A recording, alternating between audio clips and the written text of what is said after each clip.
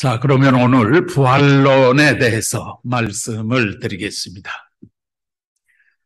기독교에 있어서는 부활신앙이 굉장히 중요한 신앙이죠. 기독교에서 부활신앙을 빼버리면 아무것도 없는 거죠. 일반 다른 종교하고 다를 바가 없어요. 그런데 다른 종교와 다른 점은 예수님이 부활하셨다는 사실, 따라서 끝날이 되면 우리 성도들도 다시 전부 부활한다고 하는 이 부활신앙을 갖고 있다고 하는 것이 기독교에 있어서는 굉장히 중요한 사건입니다. 그렇기 때문에 기독교 신앙을 공부하면서 부활신앙을 모르고 있다면 그것은 기독교인이 아니죠. 그럼에도 불구하고 기독교의 이 부활신앙이 현대인들 앞에 또 현대사회에 굉장히 큰 문제점을 던지고 있다 하는 것도 틀림없는 사실입니다. 그래서 기독교의 부활신앙은 큰 기독교의 강점이면서 또한 단점으로 이렇게 설명을 안 할 수가 없습니다. 그래서 이 부활신앙에 대해서 정확한 이해를 갖는다고 하는 것은 굉장히 중요한 일입니다. 그래서 오늘 통일 원리적 관점에서 이 기독교의 부활신앙을 어떻게 이해하고 해석해야 될까? 이 부분은 굉장히 중요한 내용이다. 이렇게 먼저 말씀을 드리고 싶습니다. 성경 마태복음 27장 28절에 보면 예수님의 부활 사건이 적나라하게 기록이 되어 있죠. 십자가상에서 돌아가신 예수님이 3일 만에 다시 부활할 것이다 하셨던 그 말씀대로 다시 살아났다고 하는 것이죠. 그런데 그때 당시에 이 예수님의 부활 사건을 눈으로 목격한 사람들이 있었고 그것이 성서에 기록되어져 있기 때문에 이 예수님의 부활 사건은 예수님을 메시아로서 오늘 후대의 모든 사람들이 그를 믿고 추앙할 수 있는 그런 하나의 계기가 되었던 것이죠. 그래서 오늘 기독교회는 예수님의 이 부활 사건을 굉장히 중요하게 생각하죠. 뿐만 아니라 이것을 기념하는 기독교의 부활절이라고 하는 것이 기독교 신앙에 있어서는 가장 큰 그런 사건, 가장 큰 명절로서 기념을 하고 있습니다. 따라서 끝날에 우리 성도들도 예수님을 닮아서 전부 부활할 수 있다라고 하는 것을 믿고 있는 것이 기독교 신앙이죠. 에스겔서 37장 가운데 보면은 부활하는 그 과정이 적나라하게 표현이 되어 있습니다. 마태복음 27장 52절에 무덤들이 열리며 자던 성도들의 몸이 많이 일어났다 하는 그런 성서의 내용, 무덤에서 죽었던 사람이 다시 살아난다 하는 그런 부활 신앙에 대한 내용이 기록되어 있어요. 또 데살로니가전서 4장 16절에도 보면 그리스도 안에서 죽은 자들이 먼저 일어난다. 끝날이 되면 죽은 사람들이 다시 살아난다 하는 그런 신앙이죠. 또 기독교인들이 예배 때면 늘 신앙 고백으로 얘기하는 사도신경의 내용을 보면 몸이 다시 사는 것과 영원히 죽지 않고 다시 사는 것을 믿사옵나이다. 이렇게 고백을 합니다. 그렇기 때문에 기독교인들에게 있어서의 이 부활신앙은 절대적으로 중요한 신앙적인 신조다. 이렇게 볼 수 있겠죠. 그럼에도 불구하고 이것이 현대인들 앞에 큰 문제를 던지고 있는 것은 역사적으로 육신 부활과 휴거론을 주장했던 사람들이 기독교 역사상에 많이 있었습니다.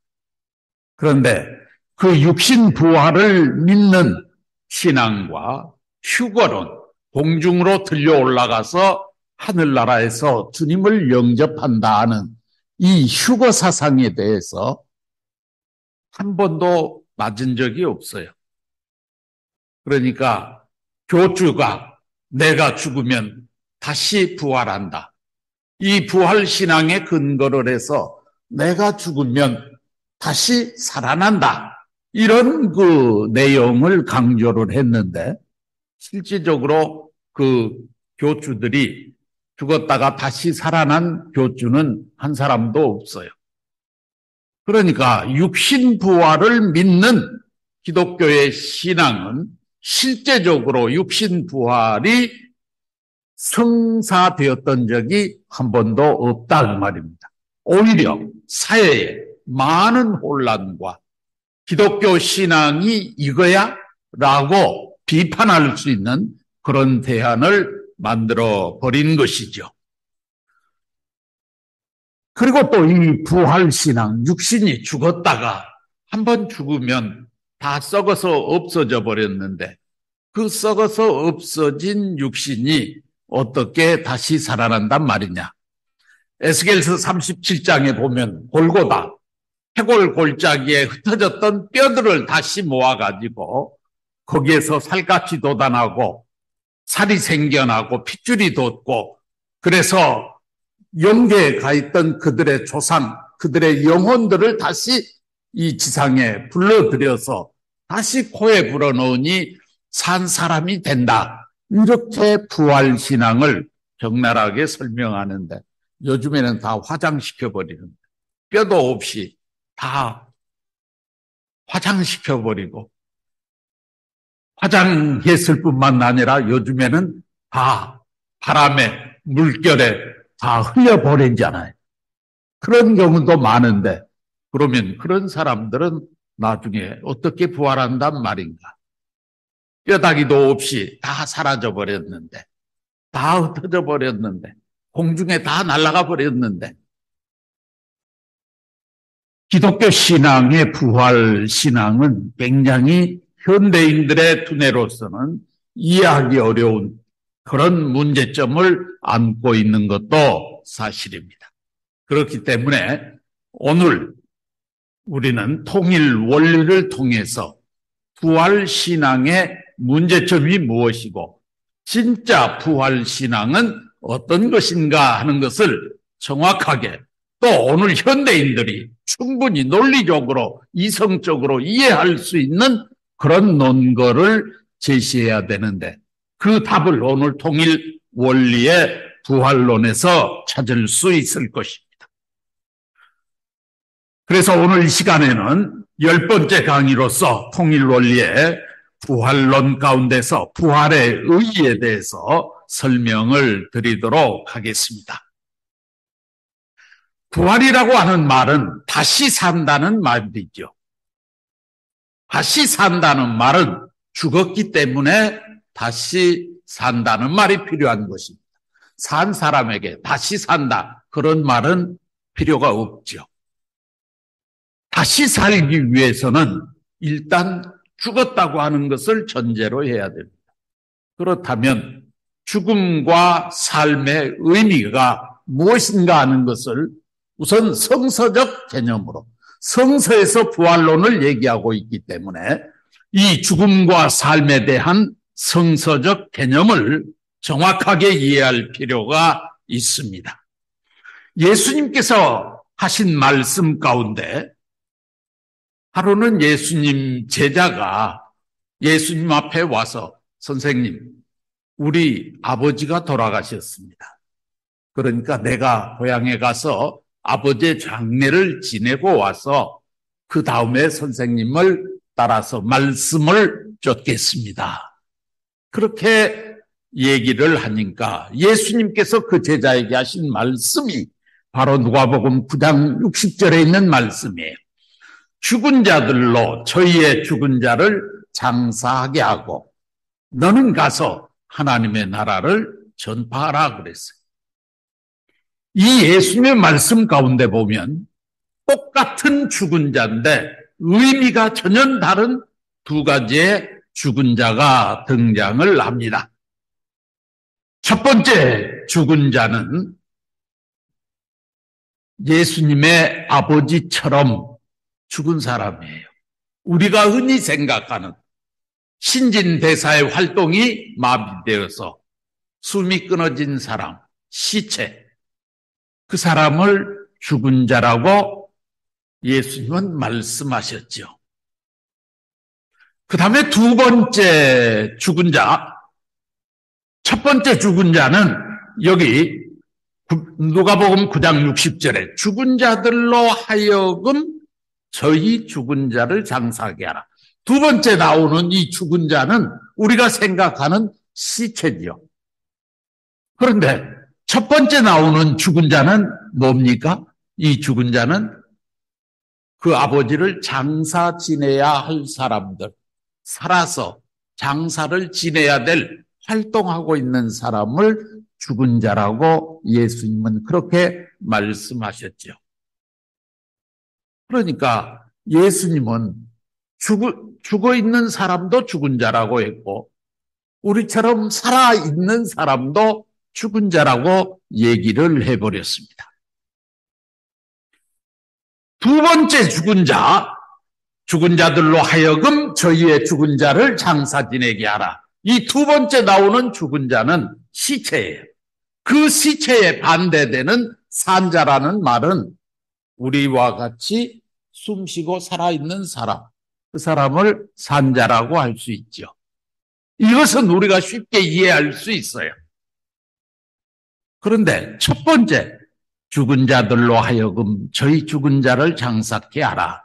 첫 번째 나오는 이 죽은 자들이란 누구냐면 예수님 제자의 아버지를 장사 지내줘야 할 사람, 다시 말하면 살아있는 사람을 죽은 자라고 했다. 그러면 예수님은 왜 살아있는 사람을 죽은 자라고 했을까? 그것은 비록 그들이 살아있지만 사탄 주관권에 머물러서 사탄의 악을 행하면서 살아가고 있는 사람들이기 때문에 그를 죽은 자라고 했던 것입니다. 요한계시록 3장 1절에 보면 내가 살았다는 이름은 가졌으나 정녕 죽은 자다. 하나님의 사랑과 하나님의 주관권을 벗어나서 사탄의 뜻을 받들면서 악하게 살아가는 그런 사람은 죽은 자다. 예수님께서 하신 말씀입니다. 또 누가복음 15장 11절에 보면 예수님께서 어떤 사람에게 두 아들이 있었는데 한 아들은 부모의 말을 잘 듣는 아들이고 한 아들은 부모의 말을 안 듣는 아들이었다. 그런데 두 번째, 하나님 아버지의 말을 안 듣는 그 아들이 어느 날 아버지한테 와가지고 아빠의 재산은 어차피 나중에 우리에게 분배를 해줄 거 아닙니까? 유산 상속을 해 주실 텐데 미리서 제 몫을 주십시오. 그러면 제가 밖에 나가서 아버지보다 더 크게 그것을 일으켜서 큰 이익을 남겨오겠습니다. 말은 그렇게 했지만 이 아들은 아버지의 주관이 싫어서 아버지의 간섭이 없는 먼 데로 도망가기 위해서 아버지로부터 재산을 미리서 분배해달라고 했던 것이죠. 그래서 아버지는 그것을 알면서도 그렇게 해줬어요. 그런데 이 아들이 멀리 아버지 간섭이 없는 타국으로 가가지고 거기에서 기생들과 술집에 와틀락날락 하면서 먹고 마시고 탕진해서 써버리고 또 뭔 일을 하려다가 보니까 마음이 똑바르게 안 돼 있으니까 제대로 될 리가 없겠죠. 그 재산을 다 없애버렸어요. 그러다가 보니까 이제 먹을 것이 없고 자기 주변에 돈 있을 때는 사람들이 모여 있었는데 돈 떨어지니까 다 친구도 다 뿔뿔이 흩어져 버렸어요. 결국 어떤 사람에게 부탁을 해서 농장에 가서 일을 하는데 돼지 우립간에서 돼지와 더불어서 먹고 자면서 그러면서 돼지를 키우는 거예요. 자기의 상황이 너무나도 처참하고 고달프니까 그때서야 아버지 생각을 하게 된 겁니다. 내 아버지 집에는 먹을 것도 많고 내가 이렇게 멸시천대 안 당해도 되는데 내가 아버지로부터 죄를 지어서 아버지 앞에 돌아갈 수도 없는데 어떻게 하면 좋나. 그때서야 아버지 생각이 났지만 양심의 가책 때문에 그렇게 못하고 더 버팁니다. 그런데 그 농장 주인이 갈수록 포악해지는 거예요. 그래가지고 이제는 먹고 자는 것조차도 자기 마음대로 할 수 없는 어려운 상황이 됐어요. 그래서 그때서야 그 아들은 내가 죽더라도 아버지 품에 가서 죽는 것이 차라리 낫겠다. 그러나 아버지의 재산 절반을 내가 다 탕진해서 없애버렸으니 아버지 앞에 돌아가면 나를 자식으로 받아달라는 소리는 차마 할 수 없으니 종으로라도 나를 써달라고 해야 되겠다. 그것이 죽는 것보다는 낫지 않느냐. 그래서 아버지를 찾아옵니다. 그 둘째 아들이 온다는 소식을 듣고 아버지는 맨발로 동네 밖에까지 뛰어나가서 자기 집에 가장 좋은 옷을 꺼내서 준비하고 그리고 종들에게 내 아들이 돌아오니 우리 집에서 가장 살찐 소를 잡아서 동네 잔치를 하자고 그리고 풍악을 울리면서 잔치를 진행합니다. 그때 아버지 말을 잘 들었던 큰아들이 논에서 일을 하고 돌아오는데 자기 집 가까운 데 오니까 풍악 소리가 나고 떠들썩하거든. 그래 웬일이냐 하고 물어봤더니 당신의 동생 둘째 아들이 돌아와서 당신 아버지가 소를 잡아서 동네 잔치를 한다. 그 얘기를 들은 큰아들이 기분이 나빠졌어요. 그래서 아버지한테 가서 아버지 이게 웬일입니까? 네 동생이 돌아왔다. 그놈이 어째서 제 동생입니까? 아버지의 재산 절반을 갖다가 기생들하고 먹고 마시고 다 써버렸는데 그리고 죽어라고 아버지 말도 안 듣는 놈인데 그게 어떻게 내 동생입니까?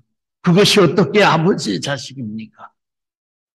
그러면서 하는 얘기가 아버지 나는 평생 동안을 아버지 하자는 대로 뜻을 받들면서 살았습니다.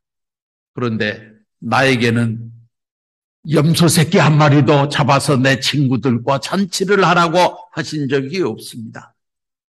그런데 저놈은 아버지의 재산 절반을 갖다 기생들하고 다 먹고 없애버렸는데 뭐가 좋아서 그 자식을 위해서 살찐 소를 잡아서 잔치를 합니까? 라고 참소를 합니다. 그때 아버지가 했던 얘기가 누가복음 11장 이하에 나오는 말씀입니다. 너는 내 안에 있었으니 내 슬하에 있었으니 앞으로 모든 것이 다 네 것이 되겠지. 그런데 네 동생은 아버지를 떠났어. 그랬다가 다시 돌아왔어. 그것은 죽은 아들이 다시 살아온 것과 같다. 그랬어요. 아버지의 얘기 가운데 죽은 자가 다시 살아서 돌아왔다. 그 동생이 죽었습니까? 육신의 숨이 끊어진 건 아니었다고 말이에요. 활동은 하고 있었어. 그런데 왜 죽은 자식이 살아서 돌아왔다라고 아버지는 얘기했을까요? 그것은 바로 부모의 주관과 부모의 사랑권 안에 머물러 있을 때는 살아있는 아들이에요. 그런데 아버지 부모의 쓰라를 떠나서 자기 멋대로 살아가는 그 아들은 죽은 아들인 것이죠. 오늘 우리 한국 사회에도 그런 말이 있죠.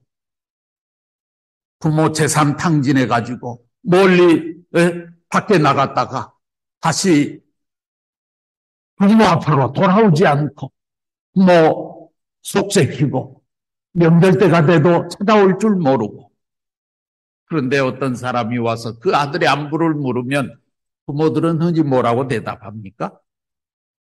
그 아들 있으면 못해요. 죽은 자식인데. 이런 얘기해요. 어른들이 흔히 그런 말 많이 해요. 부모 말 안 듣고 부모 속삭이고 부모와 상관없이 살아가는 자식은 그건 자식이 아니고 죽은 자식이다. 진짜 죽은 건 아니죠. 부모의 사랑의 주관권에서 볼 때는 죽은 자식이다 그 말이에요. 마찬가지로 예수님께서 왜 살아있는 사람을 죽은 자라고 했느냐? 그것은 하나님의 품을 떠나서 하나님의 사랑의 주관권을 떠나서 사탄과 짝짝꿍해가지고 하나님의 뜻과는 전혀 상관없이 살아가는 타락한 인간이기 때문에, 그렇기 때문에 예수님은 그들을 죽은 자다 이렇게 얘기를 해버리신 것이죠. 그러면 이 죽은 자에 대한 반대 개념은 뭐겠습니까? 그 반대 개념은 하나님의 사랑의 주관권 안에 머물러 있으면 되는 거예요. 성경 요한복음 11장 25절에서 26절에 나를 믿는 자는 죽어도 살겠고 무릇 살아서 나를 믿는 자는 영원히 죽지 아니하리라 그래서, 이런 역설적인 얘기가 어디 있어요? 나를 믿는 자는 죽어도 산다. 무슨 말입니까? 육신은 비록 죽었다 할지라도 믿음 안에 있으면, 하나님을 절대적으로 믿고 신뢰하는 그런 자리에 있으면 그 사람은 죽은 사람이 아니라 산 거라는 거예요. 살아서 나를 믿는 자는 영원히 죽지 않는다. 살아서도 믿고 죽어서도 믿을 것이니 그 사람은 영원히 죽은 자가 아니다 말입니다. 그렇기 때문에 예수님과 하나님의 입장에서 보면 하나님의 주관권, 사랑권 안에 머물러 있는 사람은 어떤 환경에 있든 육신이 죽었든지 살았든지 그것은 상관없이 살아있는 존재예요. 그런데 하나님의 사랑의 주관권을 떠나서 사탄 주관권에 머물러 있는, 그래서 악을 행하며 살아가는 사람들은 하나님 입장에서 보면 살아있든 죽어있든 상관없이 그는 죽은 자인 것이죠.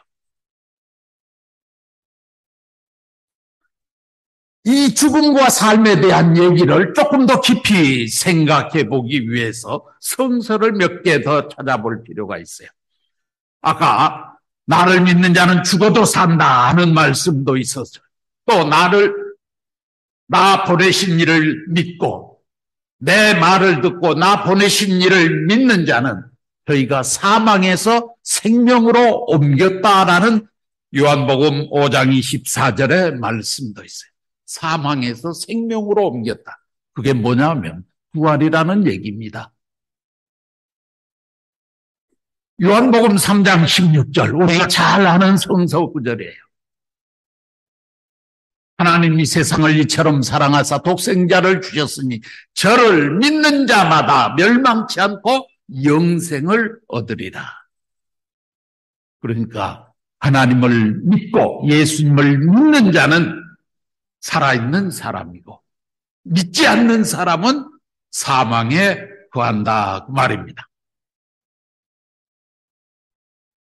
고린도전서 15장 22절에 주 안에서 하나님의 아들을 믿는 자는 결코 죽지 않는다고 하는 그런 내용도 기록이 있습니다.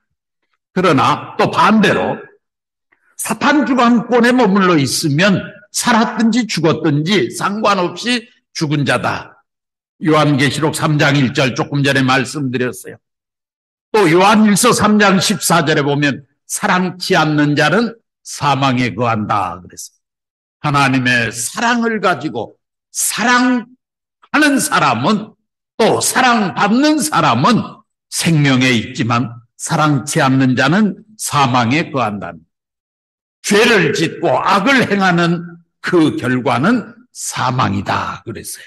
그래서 죄의 삭은 사망이라고 했어요. 로마서 8장 6절에 보면 육신의 생각은 사망이라고 그랬어요. 영의 생각은, 영적으로는 양심적으로 하나님을 믿기를 원하기 때문에 영을 중심 삼고 살아가는 사람은 생명이지만, 육신을 중심 삼고 살아가는 사람은 아무리 호화호식, 호강하면서 넉넉한 환경 속에서 잘 산다 할지라도 하나님 입장에서 보면 그는 죽은 자였다. 그렇기 때문에 성서에서 말하는 죽음과 삶이라고 하는 것은 육신에 숨이 붙어 있느냐 끊어졌느냐를 기준으로 해서 보지 않는다는 거예요. 성서는 내가 하나님의 사랑권에 있느냐, 하나님의 사랑을 실천하는 사람이냐 아니냐에 따라서 죽음과 삶의 개념이 나누게 된다 하는 것을 성서는 얘기를 하고 있는 것입니다. 자, 그러면 우리가 부활이라고 했을 때 두 가지 죽은 자의 개념이 있는데, 이 두 가지 죽은 자의 개념 가운데서 육신의 숨이 끊어졌다가 육신의 생명이 돌아온 것이 부활일 것이냐, 아니면 하나님의 사랑권을 떠났던 타락한 인간이 하나님의 사랑권 안으로 다시 되돌아오는 이 부활을 말하는 것인가. 이 문제를 정확하게 알기 위해서는 타락으로 인한 죽음, 부활은 왜 필요하게 됐느냐면 타락으로 인해서 생긴 거예요. 그러니까 타락으로 인한 죽음이 무엇인가를 알아볼 필요가 있죠. 그런데 그 전에 우리는 하나님의 창조 원리를 중심 삼고 보면, 하나님은 처음부터 인간이 타락하기 전에 인간을 지으실 때 영인체와 육신으로 이중구조로 만드셨다 그랬어요. 왜냐하면 하나님께서 이성성상으로 계시기 때문에. 그래서 하나님의 성상적 부분을 닮아서 인간의 영인체를 만들고, 하나님의 형상적 부분을 닮아서 인간의 육신을 창조했죠. 그리고 육신이 살아가는 세계로 자연 세계를 만들고, 영인체가 살아갈 수 있는 세계로 무형실체 세계, 영계를 창조하셨다고 그랬어요. 그러면 영계를 창조하신 하나님의 창조는 인간이 타락한 이후에 창조했는가, 타락하기 전에 창조했는가를 살펴보면, 하나님께서는 인간이 타락하기 전에 이미 무형세계를 먼저 창조하셨어요. 그 말은 무슨 얘기냐 그러면, 때가 되면 우리 인간의 육신을 벗고 영인체가 하늘나라에 가서 영원히 살도록 무형세계를 하나님은 먼저 지으셨다 그 말이에요. 그러니까 인간 타락하고 상관없이 죽어서 가는 사후의 세계를 하나님은 먼저 지어 놓으신 것이죠. 그렇기 때문에 인간의 부활도 인간이 타락했기 때문에 부활을 하는데, 타락한 다음에 영계 세계를 하나님이 지었다면 그건 맞아요. 그런데 그렇지 않고 하나님은 타락과는 상관없이 먼저 영적 세계를 먼저 지으셨어요. 그렇기 때문에 우리는 타락으로 인해서 초래된 죽음이라고 하는 것은 육신의 숨이 끊어지는 이 죽음을 의미한 것이 아니죠. 더군다나 하나님께서는 아담 해와에게 선악과를 따먹지 말라 하시면서 창세기 2장 17절에 뭐라고 하셨느냐, 내가 선악과를 따먹는 날에는 정령 죽으리라. 그러고 내 아담 해와가 선악과를 따먹었어요. 그러면 그날 죽어야 되는 거예요. 아담 해와는 죽어야 되는 거예요. 그런데 아담 해와가 그날 죽었습니까? 안 죽었어요. 930살이 될 때까지 자손을 번창하면서 오래 지상에서 살았어요. 그러니까 타락으로 인해서 초래된 죽음은 육신의 죽음이 아니에요. 창조 원리에서 얘기했던 것처럼 우리의 영적 오관이 마비돼가지고 죽었죠. 그러니까 하나님이 계시는지 안 계시는지조차도 알 수 없는 그런 무지몽무한 인간으로 전락해버렸던 것이죠. 타락으로 인한 죽음은 육신의 죽음이 아니었습니다. 그렇다면 타락으로 인해서 초래된 죽음에 대한 부활도 육신의 삶이 살아있느냐 죽었느냐 하는 이걸 기준으로 보지 않는다는 얘기입니다. 그렇다면 부활이라고 하는 것은 육신의 죽음으로부터 생명으로 돌아가는 것이 아니고 하나님 사랑의 주관권을 떠났던 타락한 인간들이 하나님 섭리에 의해서 본래 하나님 사랑권 내로 복귀되어가는 그런 하나의 현상을 부활이라고 볼 수밖에 없는 것입니다. 그리고 그렇게 봐야 성서적인 관점에서 문제가 없는 것입니다. 그렇기 때문에 이 두 가지의 부활 가운데서 어느 쪽 부활이 이루어질 것이냐 하면 위의 것이 아니라 바로 밑에 있는 사탄 주관권에서 하나님 사랑의 주관권 내로 옮겨지는 부활, 이것을 성서는 얘기하고 있다는 것을 확실히 알아요. 오늘 기독교인들이 큰 실책을 한 것은 무엇이냐? 부활, 예수님의 말씀에 따라서 부활 신앙을 하는 건 좋아요. 그런데 관점이 틀렸어요. 성서적 관점과 오늘 인간적 이성적 관점 다른 거지요. 성서는 두 번째 죽은 자의 두 번째 죽음에 대한 이 부활을 의미하고 있다 하는 얘기입니다. 그렇다면 부활의 의미가 무엇일까요? 인간이 타락해서 사망을 했습니다. 그것은 사탄 주관권으로 떨어져 버린 것이죠. 육신이 숨이 끊어진 것이 아니었다 그 말입니다. 자, 이 상황에서 타락 전에 하나님의 창조 본연의 사랑권 내로 복귀되어가는 그 하나의 과정적 현상을 우리는 부활이라고 봐야 되는 것이죠. 그렇기 때문에 요한복음 5장 24절에 내 말을 듣고 또 나 보내신 이를 믿는 자는 저희가 사망에서 생명으로 옮겨졌다라고 했습니다. 사망에서 생명으로 옮겨진 것, 이것이 부활인 것이죠. 그것은 육신이 죽은 상태에서 숨이 다시 되돌아오는 상태로 회복되는 것이 아니고 사탄 주관권에 머물렀던 존재가 하나님 사랑의 주관권 내로 복귀되어가는 과정적 현상. 여기가 이쪽이 하나님 주관권이고 이쪽이 사탄 주관권이에요. 원래 우리 인간이 이쪽에 있었어. 타락함으로 말미암아 떨어져갖고 이쪽으로 와버렸어. 악한 사탄 주관권에 머물렀던 내가 하나님 주관권으로 돌아가려면 방향을 틀어서 가야 돼. 한꺼번에 갈 수 없어. 그러니까 조금씩 옮겨가야 돼. 하루하루 삶을 통해서. 왜? 선한 일을 행하고 사랑을 실천하면서 내가 달라져야지. 그래서 부활이라고 하는 것은 과정적 현상이에요. 우리는 지난번에 종말론 강의를 들으면서 말세가 뭐냐? 선주권과 악주권이 크로스되는 교차점이 말세라고 했는데 부활은 뭐냐? 과정적 현상이에요. 악주권의 세계가 선주권의 세계로 복귀되어가는 과정적 현상. 이것을 부활이라고 한다 그 말입니다. 그러니까 내가 오늘 악하게 살았던 내가 회개하고 조금이라도 선하게 살려고 노력을 해 나가면, 그러면 나는 그만큼 부활하는 거예요. 오늘 우리들은 하루의 삶을 통해서 내가 자칫 어제보다 악한 삶을 살면 나는 사망으로 가는 거예요.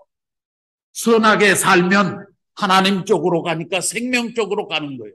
이게 부활이다 그 말이에요. 그래서 부활은 과정적 현상이고 완전히 완성된 단계까지, 내가 다시는 더 죄를 지을 수 없는 그 순간까지 가야 되는 것이 부활인 것이죠. 그래서 우리에는 매일매일 조금씩 부활되어 나가는 그런 삶을 살아야 되는 것입니다. 그렇기 때문에 고린도전서 15장 22절, 아담 안에서 모든 사람이 죽은 것 같이 그리스도 안에서 모든 사람이 생명을 얻으리라. 예수님을 중심 삼고 예수님의 말씀을 듣고 하나님 쪽으로 옮겨져 가는 그 과정적 현상, 그것을 부활이라고 하는 것입니다. 그러면 부활은 인간에게 어떤 변화를 가져다 줄까요? 하나님께서 인간을 창조하시고 영인체와 육신으로 창조를 했어요. 우리 인간이 하나님이 따먹지 말라 하는 선악과를 따먹고 타락했어요. 죽었어요. 그런데 무엇이 죽었어요? 육신이 죽은 건 아니었잖아요, 그날. 무엇이 죽었느냐 하면 영인체가 죽었죠. 그 죽은 영인체가 다시 살아나는 이 부활을 의미한다면, 부활 섭리를 통해서 우리 인간에게 외형적인 변화는 없는 것이죠. 아마 외형적인 변화가 있다면 양심의 가책을 받아서 아담 에와가 선악과 따먹고 자기가 죄를 지었구나 하니까 그것 때문에 불안과 공포심이 생겼고, 그래서 얼굴빛이 조금 달라진 것은 변화가 올 수 있었겠죠. 마찬가지로 부활을 한 사람이나 부활하기 전 사람이나 외형적 변화는 크게 나타날 수 없는 것이, 부활은 내적인 변화인 것이죠. 심령의 변화인 것이죠. 영적인 변화인 것이죠. 이 건물을 처음에 지을 때 여기가 도둑놈 소굴이었다고 생각하죠. 야쿠자가 사용했던 건물이었다고 생각하자. 악의 본거지였어. 그런데 이 건물이 어느 날 교회에서 사가지고 성전이 됐어. 악의 본거지라가 아니라 하나님의 말씀을 전파하는 선의 전당이 되었어. 이 건물은 부활한 겁니다.